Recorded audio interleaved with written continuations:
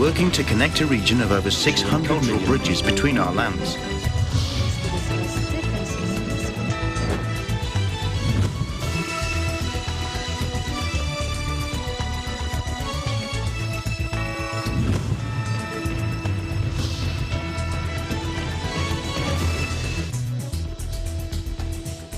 Hello and welcome to ASEAN in Focus. We're moving to the next stage of the pandemic, and as the world resets to the new normal, we find ourselves seeking the right balance between health and livelihood, constantly adjusting the boundaries between liberty and responsibility. On today's headlines.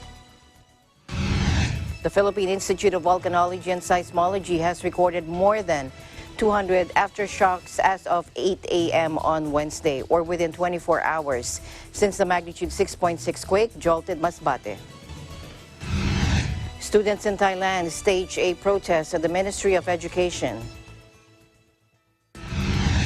The remains of the overseas Filipino worker killed in an explosion in Beirut, Lebanon, arrived in her home province of Guimaras.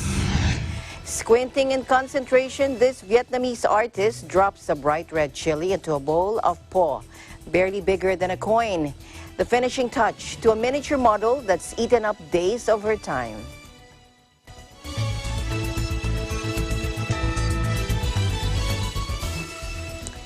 The Philippine Institute of Volcanology and Seismology has recorded 234 aftershocks as of 8 a.m. on Wednesday, or within 24 hours since the magnitude 6.6 quake jolted Masbate. PHIVOLCS Director Renato Solidum Jr. said these aftershocks range from magnitudes 1.6 to 5.2. On Tuesday, a magnitude 6.6 earthquake jolted the province of Masbate, with the epicenter recorded 7 kilometers southeast of the municipality of Cataingan. According to Solidum, this earthquake was caused by the movement of the Masbate segment of the Philippine Fault Zone. Small to moderate earthquakes have been recorded along the fault in Masbate segment, but the last strong earthquake along the fault with a magnitude 6.2 happened on February 15, 2003. He noted, adding that small to medium earthquakes are those below magnitude 6. In an interview with the Philippine News Agency, Mr. Solidum said the public needs to be prepared for the occurrence of strong earthquakes, emphasizing that it could happen even during the pandemic. He also added that earthquakes highlight the importance of ensuring building and infrastructure resistance to shaking. Key factors are the right design, given hazards of an area, right materials, and even right workmanship. He said that PHIVOLCS would monitor and see whether this earthquake has an effect on active volcanoes within the vicinity of Masbate. He said that Mayon and Bulusan volcanoes are in abnormal level, alert level 1, prior to the earthquake.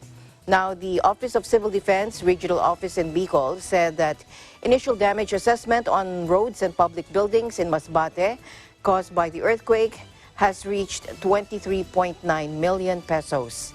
Cesar Adornado, OCD Bicol Disaster Risk Reduction Management Chief, said that 19 schools in the province have reported damages. Likewise, 26 houses were totally damaged, while 35 were partially damaged.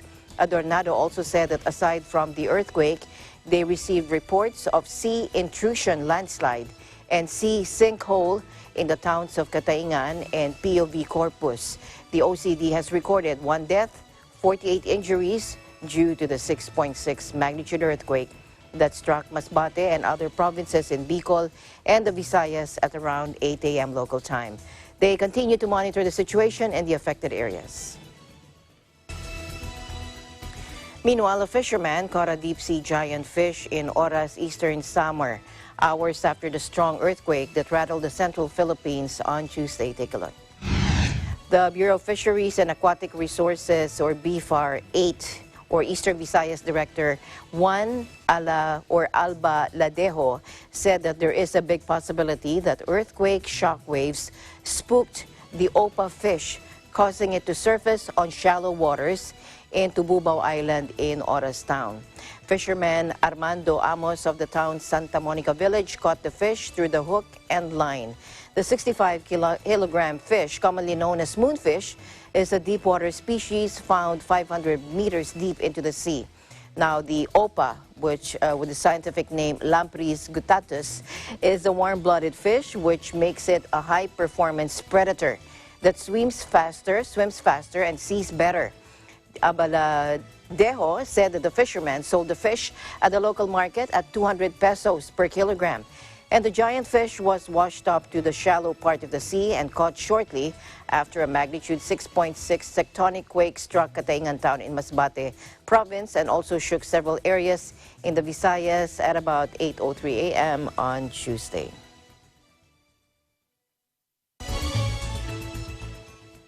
All right, let's first go to California, where Don Orozco, our EBC Silicon Valley Bureau, gives us an update on the wildfires raging across the area amid a heat wave and also a pandemic. Don? Good afternoon, Alma. Good afternoon, Don. Alam mo, here in the Silicon Valley, San Francisco Bay Area, there are a lot of things going on, and I honestly do not know where to begin as there are too many relevant stories happening. There are exciting things happening from the business side to politics and also coronavirus pandemic and the very wild California wildfires. California, because there are a lot of Filipino communities there. Don, can you tell us an update? Can you give us an update on our Filipino community there and the wildfires? Is it affecting them? Well, just to give our televiewers idea, in California, in the US, 1% of the population are Filipinos. So there's about 4 million of us here, and a lot of us are actually resident of California. And again, the good news is that there has been no reported casualty, from any of the Filipino communities. From the last time I checked, which was a couple of hours ago, everything seems to be perfect and all right. And again, Filipinos always have the tendency to be staying safe and staying away from any harm that can be put their lives in danger. So, but before I dwell into the California fire, the California wildfire, let me just give you another brighter side of the news here in the U.S. okay. Business has always been down, and we know, like in the airline industry, it's 90% down, and then even restaurants are actually 75% lower in terms of sales, Yes. But the good news is that yung aming tech companies, which is the home base of Silicon Valley here, ay masasabi natin na dito, I am proud to say that Apple was registered as the first $1 trillion company, $2 trillion actually, Yes. Company ng United States. It is the very first in the world. Kaya I am happy and I am glad to report on that one of our tech giants here in the Bay Area is doing very well. And as a matter of fact, Alma, if you get a chance to travel here or any of our correspondents, Yes. ipapasyal natin dyan dito sa Silicon Valley. Okay, that's good to hear. Yes. Because with all the pandemic going on and everything is going down, it's good to hear that something's going up. The Apple, no, it's now $2 trillion. First company, $2 trillion to be exact, right? Correct. Okay. And since ngayon is the season of elections as well. Oh yes, the Democratic National Convention. Yes. Can you give us an update on that? Yes. Well, it's the third night tonight, The Democratic National Convention is ongoing. Last night, it was Joe Biden who was presented as the presidential nominee of the Democratic Party. And then there was former President Bill Clinton, former President Jimmy Carter, who made some remarks about the convention. And then tonight, they will formally present California Senator Kamala Harris, who will officially accept the nomination for Vice President and will also share the night with another former president, which is former President Barack Obama. Wow, all are heavyweights. Correct. You're Yes. right, Alma. They are indeed heavyweight of the current Democratic Party. And going to the update, Alma, numbers continue to rise. In the US, there are 5.48 million cases. 638,000 is from death, and then 171 of those are from California. Yes. About 11,000 have died, and then there are about 69 million people that have been tested, and around 2 million people have recovered. Okay. So the numbers keep going up. Is that right? It's still going up Yes, in California, yeah? it's still going up, no? Especially now with the wildfire. Alam mo, Oh, yes. Alma, no? Let me transition to the wildfire, no? In the Philippines, between the months of February and March, is Fire Prevention Month. Okay. Pero dito sa US, at this time around, because it is really hot, it's 100 to 110 degrees Fahrenheit, or about 38 to 43 degrees Celsius. Ooh, Kaya may mga lugar na mas mainit pa kaysa sa Pilipinas. true. Oh, yes.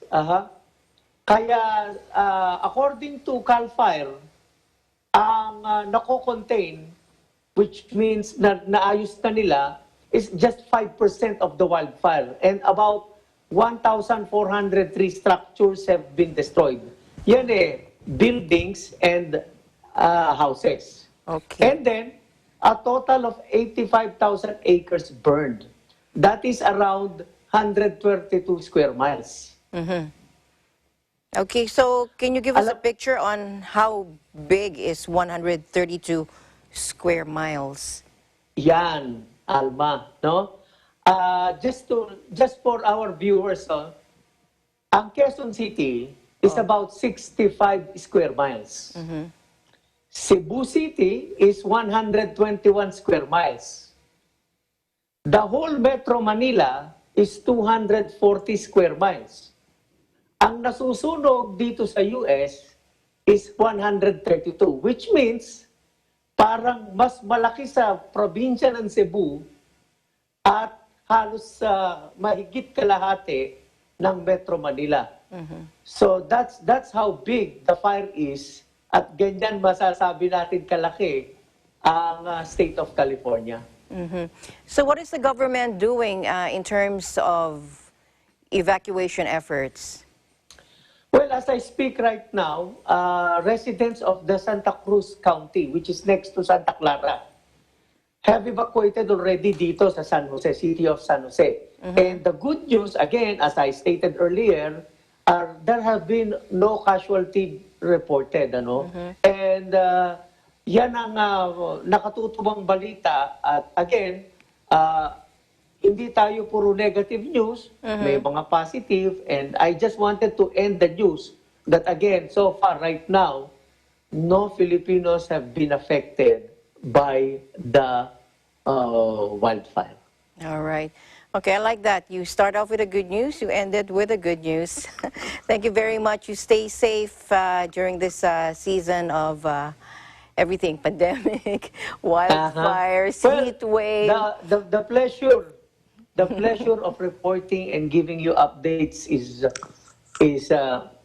mine, Kaya Alma, I just wanted you to stay safe, stay beautiful, You too. and stay flawless. Reporting Thank you, live Don. here in Silicon Valley, this is Don Orozco. We live in interesting times. Okay, from California, we now go to Thailand, where students are staging a protest at the Ministry of Education. Let's get an update on this ongoing protest by students in Thailand, and let's find out more about this. Who's joining us today? Our EBC Bureau in Thailand. Hello? Hi, Alma. It's me, Crystal. Crystal, okay. I wasn't sure you were going to make it. Crystal, hello. Okay, so please update us on the ongoing protest there by the students. Tell us more about this, please. Yes. Yes, Alma, we continue to update with this protest that is going on right now. About 500 school students on Wednesday staged a protest at the Ministry of Education, demanding a new constitution, house dissolution, and a halt to government harassment of student activists. The demonstrators, who call themselves bad students, converged outside the ministry at 4 p.m. yesterday, where they demanded that Education Minister Natapol Tipsuan come out to listen to their demands. The student leader also made a speech calling on the ministry to abolish its strict haircut and uniform regulations, as well as morning assemblies in front of flagpoles that violate human rights of students. During the protest, the students flashed the anti-military three-finger salute and tied white ribbons of freedom to protest against the government. They also blew whistles at the minister to mock him for taking part in the anti-democracy whistle mob protest of 2014. Mr. Natapol is a former key leader of the People's Democratic Reform Committee, a right-wing pressure group known for blowing whistles during street protests that led to the coup against the democratically elected government in 2014. Mr. Natapol was told by the group leader to go to the back of the line of protesters. The minister thus went to the back of the line and sat down with the students to hear their concerns. The minister later said that he was glad the students spoke up, as they are the country's future. He had ordered schools nationwide to allow students to express their political views on campuses via student councils. Back to you, Alma. All right. Thank you very much, Crystal, for your time. You stay safe, stay healthy. Likewise, Alma, reporting live from Bangkok, Thailand. This is Crystal Mapa. We live in interesting times. Let's head on over now to Vietnam as the COVID-19 count approaches 1,000. I think the government is mulling mandatory installation of the tracing app to further curb the spread of the virus. Chriselle Lacuna is joining us live from Vietnam. Hello, Chriselle. Tell us more about this. Hello, Alma. Good afternoon to you. Afternoon. Go ahead. Yes, Vietnam's COVID-19 count approaches 1,000. Vietnam recorded one new coronavirus case on Thursday morning, with its total nearing 1,000, according to the National Steering Committee for COVID-19 Prevention and Control.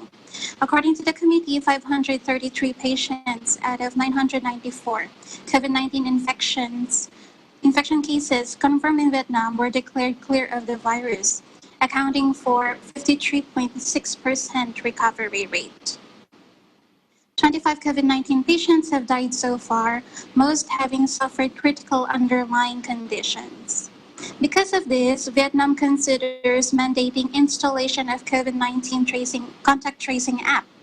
Vietnamese authorities are mulling over a regulation that requires all mobile subscribers to install Blue Zone, a mobile app designed to assist in contact tracing in order to better curb the novel coronavirus disease outbreaks.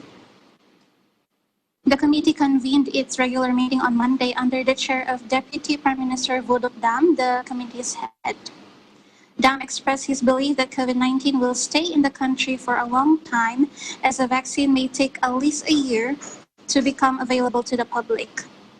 And I quote, "We have to take measures to live safely alongside the disease," end quote, Dam said at the meeting. One of such measures is to develop technical solutions for identifying, tracking, and locating people at high risk of infection.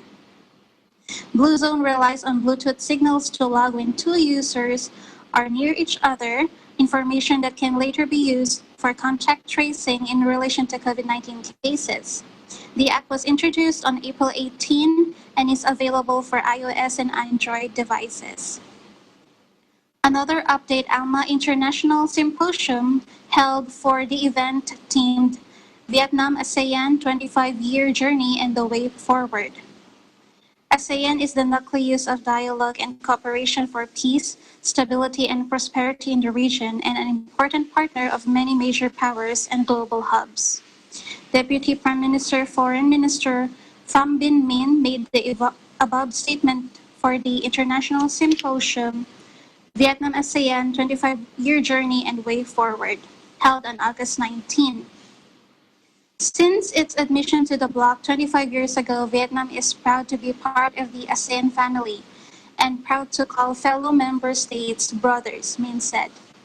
Vietnam is honored to have played an active part in a number of significant achievements of ASEAN, notably in realizing ASEAN 10, promoting and concretizing the ASEAN community building goals, formulating the ASEAN Charter, and upholding the centrality and international standing of ASEAN. Step by step, the country has learned from fellow member states, grown alongside ASEAN brothers, and become fully integrated in ASEAN.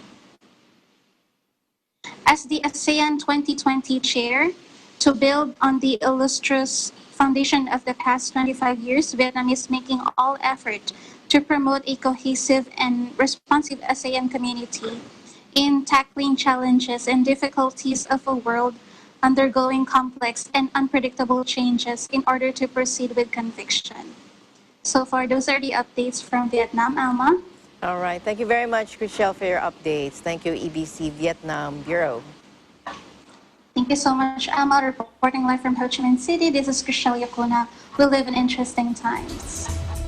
We go now to Sri Lanka, where Vanessa will tell us about the highest number of PCR tests done in a day. Vanessa Viloria Silva joins us live. Hello, Vanessa. Hi, Alma. Good afternoon. Good afternoon. Hi. So tell us more about these PCR tests that you've done, the most in a single day. Yes, Alma. A total of 3,518 PCR tests have been carried out on Tuesday, August 18, recording the highest number of PCR tests performed per day. According to the statistics of the Health Promotion Bureau, a total of 195,025 have been conducted so far in the country since February 18.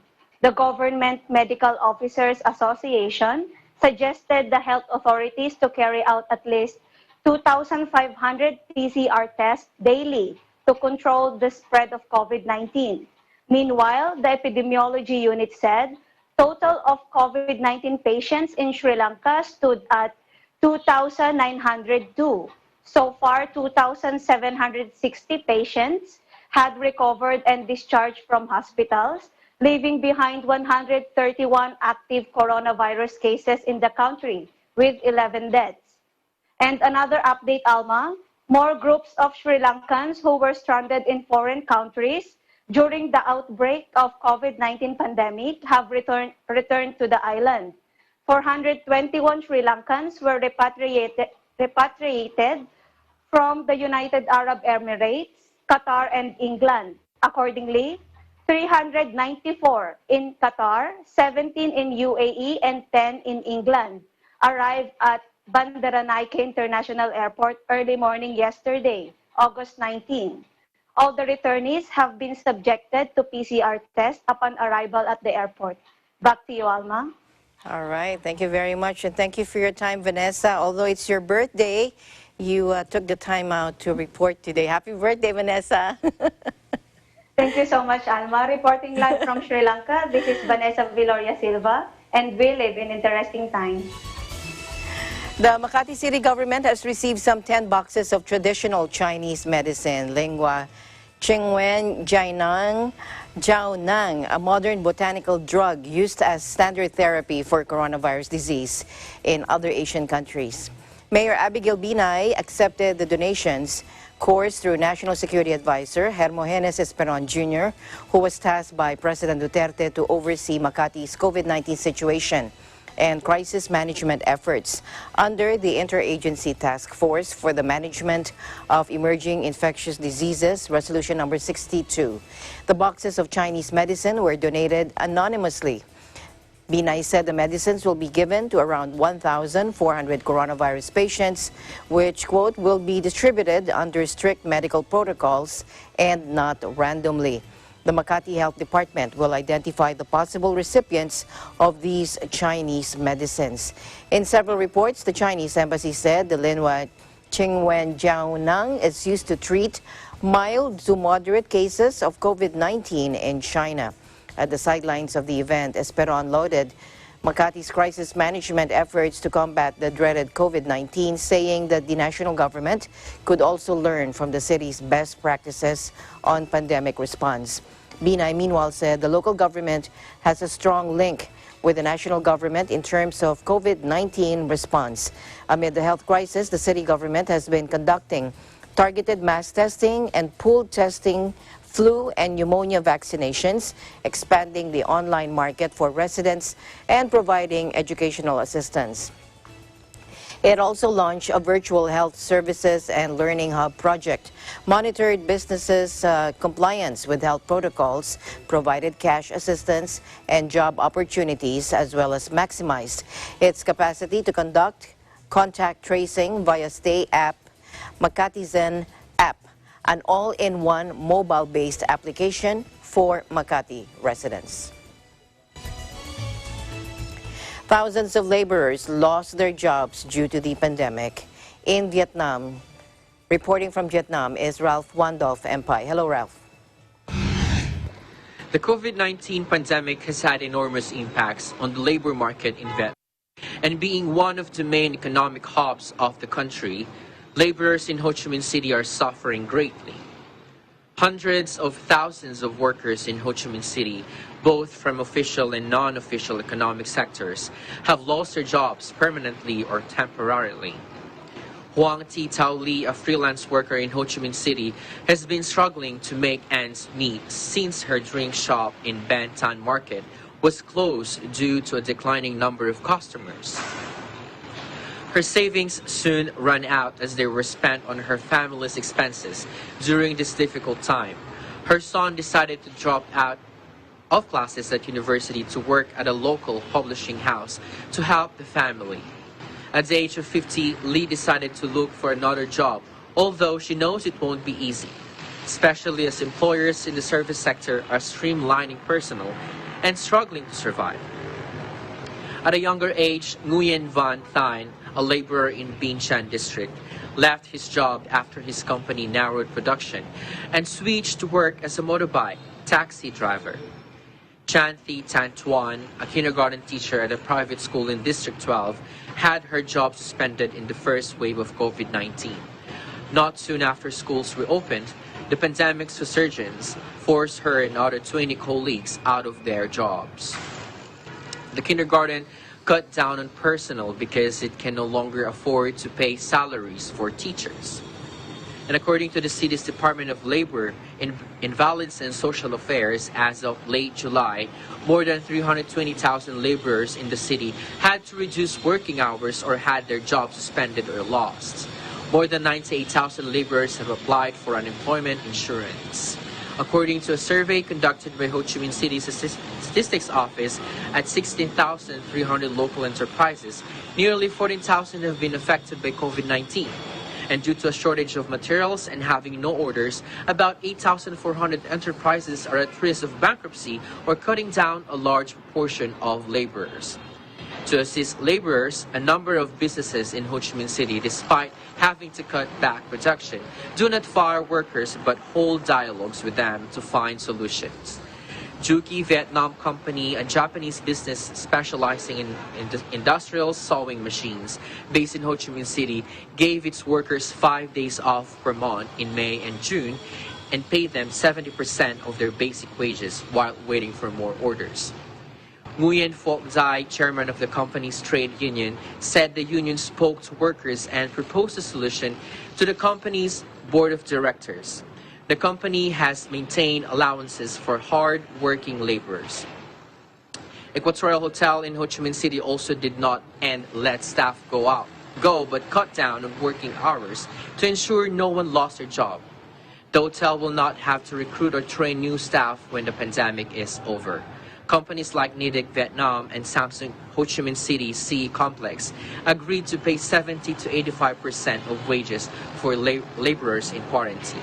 Grassroots trade unions in Ho Chi Minh City have presented gifts to more than 630,000 COVID-19 affected laborers in the city.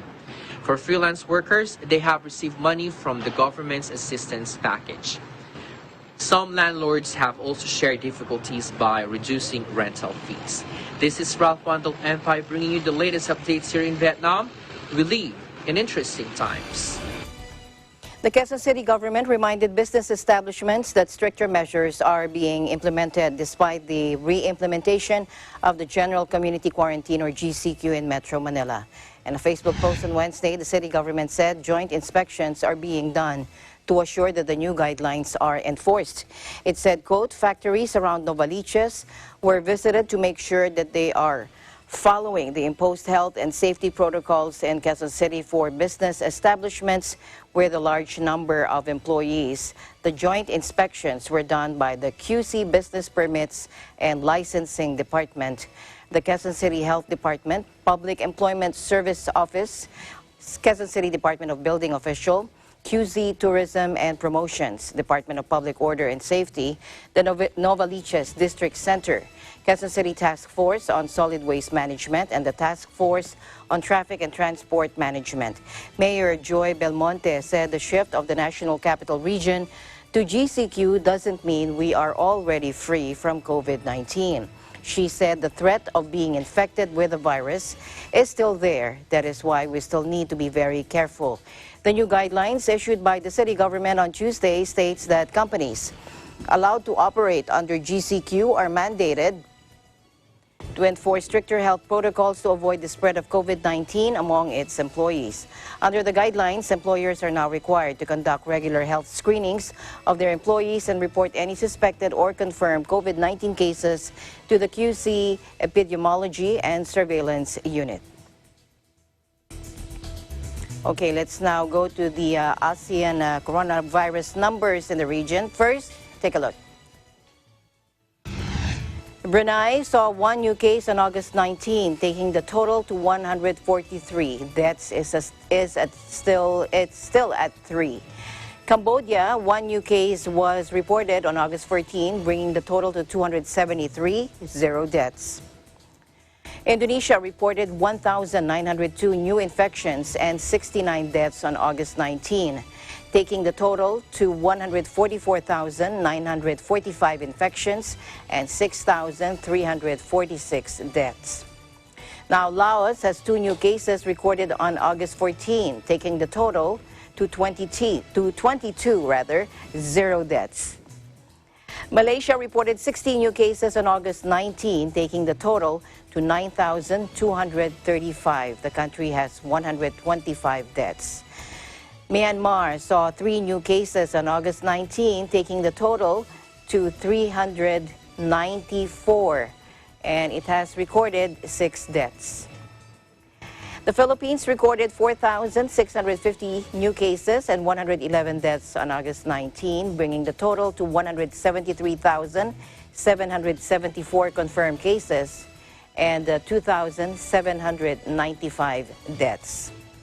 To Singapore now, where the country saw 93 new cases on August 19, taking the total to 56,031, deaths 27. In Thailand, only 1 new case recorded on August 19, taking the total to 3,382.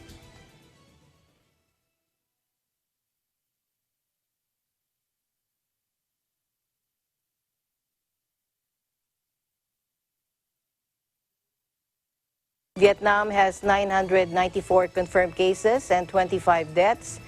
The pandemic has killed at least 787,672 people. Maybe we can show the numbers now. Killed at least 787,672 people worldwide since surfacing in China late last year. More than 22 million cases have been registered. The United States has recorded the most deaths, followed by Brazil, Mexico, India, and Britain. We'll take a short break.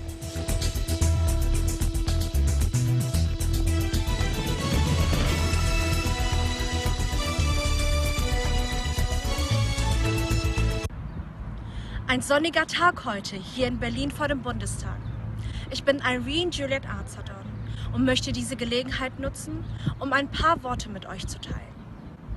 An alle Menschen da draußen. In dieser Zeit lasst uns nicht vergessen, den Menschen zu danken, die ihr Leben für uns opfern. Sei es die Menschen, die im Krankenhaus arbeiten, in den Altenheimen sowie in den Arztpraxen, aber auch an die Menschen, die im Lebensmittelhandel sich befinden. Die Kassierer. Manchmal reicht es aus, um ihnen ein freundliches Lächeln zu geben. Denn die Menschen, die heute am Arbeiten sind, weil sie nicht so wie einige von uns zu Hause bleiben können, die sollten wir wertschätzen. Ihnen sollten wir unseren Dank ausrichten. Darum lasst uns noch mehr zusammenhalten, sie wertschätzen.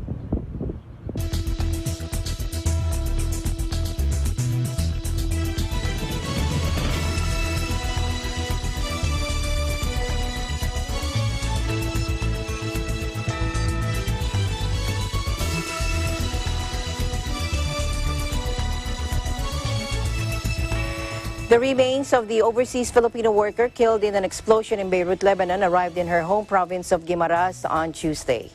A press statement from the provincial government of Guimaras said the body of 67-year-old Milagros Sumaculob was flown from Beirut via Qatar Airways on Monday and then transported to Iloilo via the Philippine Air Force on Tuesday. The swift repatriation of her remains was done with the assistance of the Office of Senator Bongo, the Department of Foreign Affairs, Overseas Workers, Welfare Administration, Office of the Civil Defense, and the provincial government of Guimaras. The press statement also said that her body was received by members of her family, representative from the provincial government of Guimaras, OWA, and OCD. The victim, who worked for more than 15 years as a household helper in Lebanon, went home to her hometown Buena Vista, Guimaras in 2018. She was supposed to go home for good December this year, according to her family.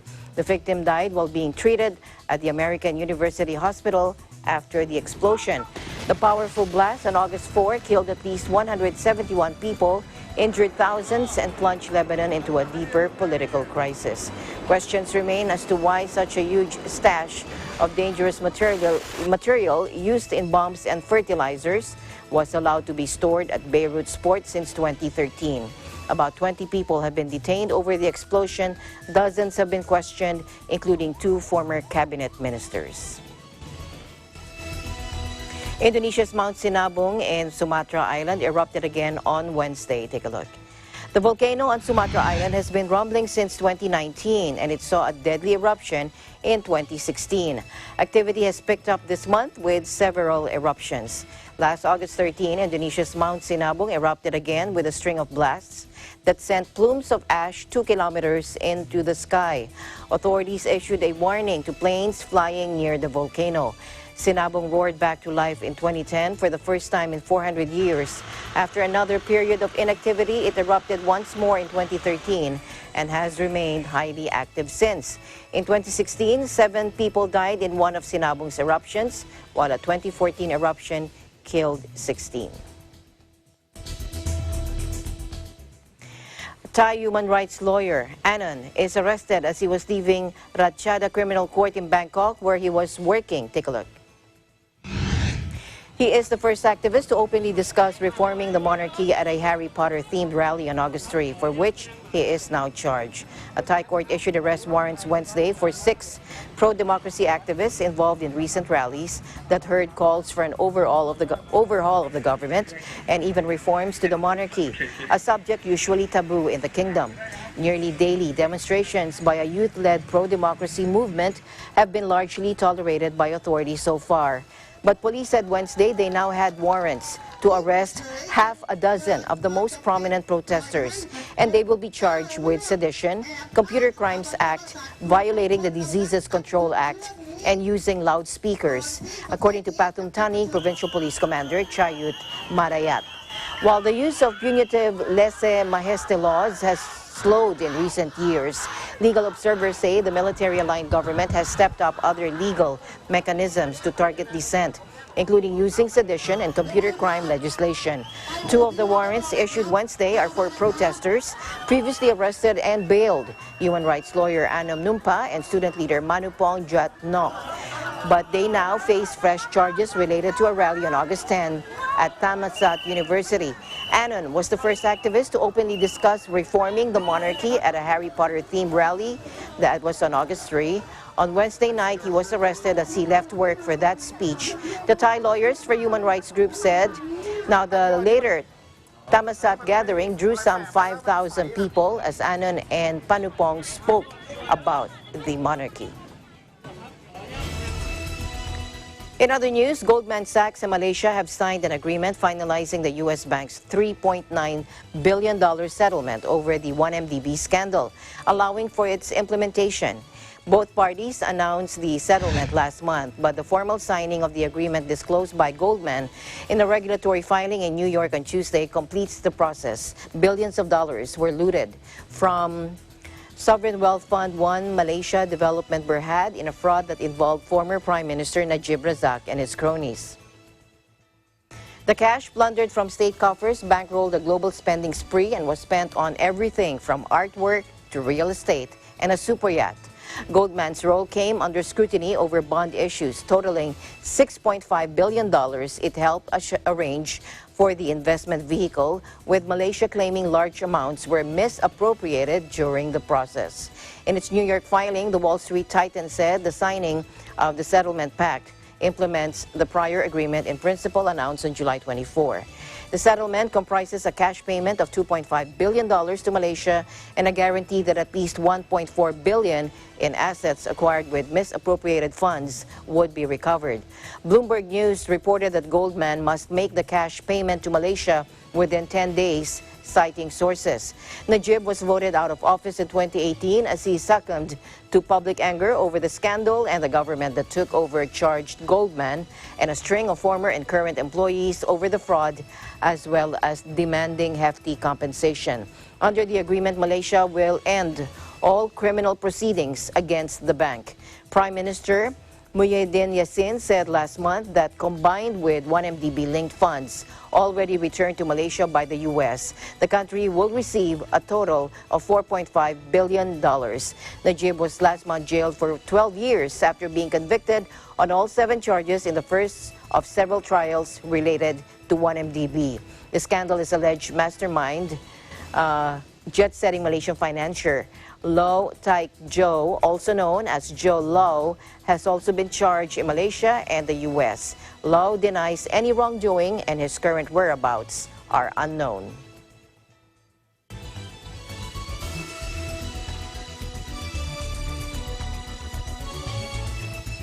The Philippine Navy's BRP Jose Rizal took part in the Rim of the Pacific or RIMPAC exercise. Unique for this year's exercise, RIMPAC 20 will be executed purely at sea to ensure the safety of all participating military forces amid the ongoing pandemic. Take a look. Carefully and deliberately, due to the ongoing COVID-19 pandemic. This construct was developed to ensure the safety of the citizens of Hawaii and all the sailors embarked on the ships participating this year. I want to quickly highlight some of the COVID-19 measures we have put in place for RIMPAC 2020 and that sea-only exercise to help safeguard against COVID-19. A 14-day quarantine and negative COVID-19 test were required for all U.S. ships who traveled to Hawaii. The flags you see behind me represent a formidable team of 10 navies from Australia, Brunei, Canada, France, Japan, New Zealand, Republic of Korea, Republic of the Philippines, Singapore, and the United States, all of whom will spend the next 2 weeks training through a series of events designed to improve our ability to operate together. This year, we will focus solely on warfighting in the maritime domain, to include anti-surface warfare, anti-submarine warfare, and maritime interdiction operations, as well as some robust live fire events. During all the at-sea events, all partner nations understand the importance of preserving and protecting the unique maritime environment that makes it so special. FF-150 or BRPO Rizal arrived in the designated RIMPAC exercise area to form part the task group along with other participating naval ships. Naval Task Force 80.5 and BRPO Rizal Commander Captain Jerry Garrido in a statement said RIMPAC 20 is a great avenue for our Navy to train participating commanders, staff, and forces in planning and execution of combined naval operations. It will likewise provide an opportunity for officers and crew of FF-150 to work in conjunction as a team, since most of them have undergone separate individual trainings. The team conducted loading and offloading of simulated evacuation patients from FF-150 to Augusta Wetland 109, part of the preparation of the Navy contingent. A medical team led by LTC Rachel Judilia worked with the ship's crew of the FF-150 and Augusta Westland 109 during the air evacuation drill to test the preparedness of the Philippine Navy contingent in any emergency situation. Naval Task Force 80.5 and BRPO Rizal Commander Captain Jerry Garrido said the RIMPAC will provide resources and environment that permits international participants like the Philippines to achieve their individual and collective training objectives. RIMPAC 20 is led by the U.S. Pacific Fleet that is considered as the world's largest and premier joint combined naval exercises. Here now is Alfred Asenas on Hawaii's latest attempt to flatten the curve of COVID-19 cases. Meanwhile, the commander in charge of the RIMPAC 2020 exercise has assured that the military can handle COVID-19 related issues without outside help. Take a look. We've been struggling over the past maybe 4 or 5 days on whether we use a scalpel or a hammer to attack the spiking of COVID-19 on the island of Oahu. But we've chosen the scalpel for now. We can stop this pandemic, but only if we take action as a community. This is a marathon, and we need to be vigilant. Everyone needs to do the things that we know work. Governor David Ige approved on Tuesday the latest set of emergency orders that would put the island of Oahu to act now with no social gatherings, which is the latest attempt to flatten the recent surge of COVID-19 infections on the island, which currently stands at 4,878 or 91% out of the total of 5,349 cases statewide. And this includes 3,387 active cases.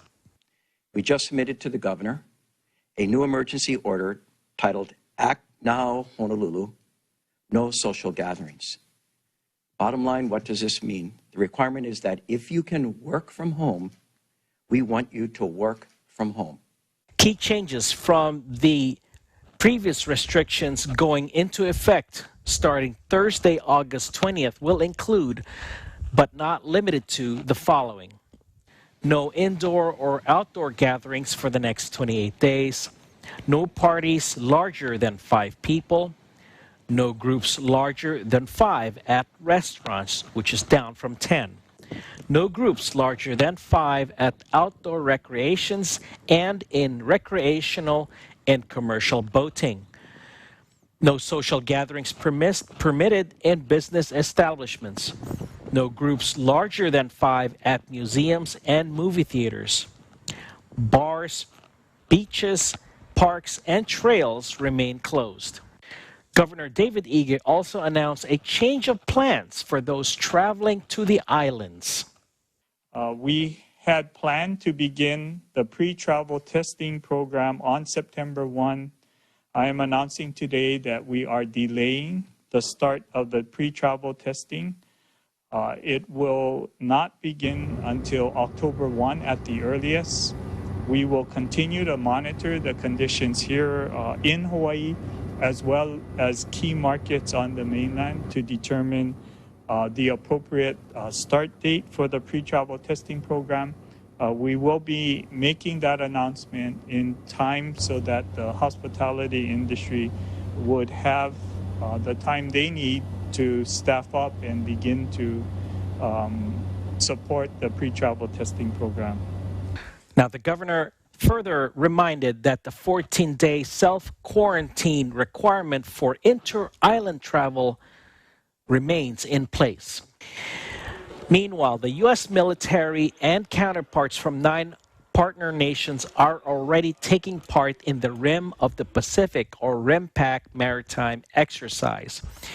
During the opening remarks on Monday, RIMPAC Commander Vice Admiral Scott Kahn assured Hawaii's residents that the military community will have the capacity to address its own COVID-19 related issues. Take a look. If needed, U.S. ships will be able to conduct COVID-19 tests at sea. Similarly, some of our partner nation ships will have testing capability. There is no plan to bring COVID-19 specimens ashore. If an emergency medical situation arises that exceeds a ship's ability to resolve, on-island military facilities have sufficient capability to medically support RIMPAC 2020. We do not plan to use any local healthcare resources. Exercise RIMPAC 2020 will take place mostly at sea until August 31. Reporting from Honolulu, Hawaii, I'm Alfred Asenas, Eagle News. We live in interesting times. Back to you. Thank you, Alfred. Squinting in concentration, Vietnamese artist Nguyen Thi Han drops a bright red chili into a bowl of po, barely bigger than a coin. The finishing touch to a miniature model that's eaten up days of her time. Let's take a look.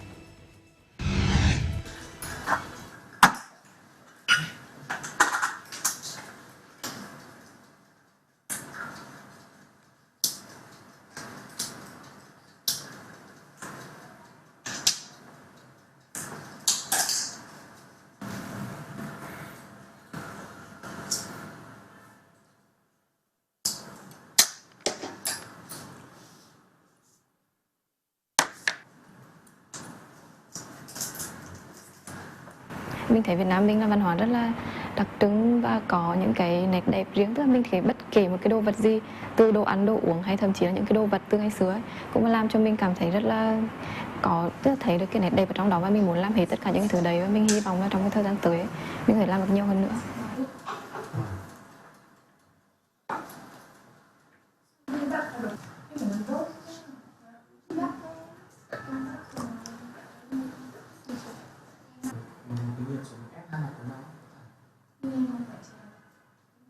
Cái công việc làm đồ ăn mini này ạ, thì nó đòi hỏi người thiết kế phải làm từng công đoạn thật tỉ mỉ, và để có được cái sản phẩm kết quả làm sao nó được giống thật nhất, để làm sao mà người nhìn người ta cũng có thể cảm nhận được nó là đồ ăn thật chứ không phải là một món đồ giả.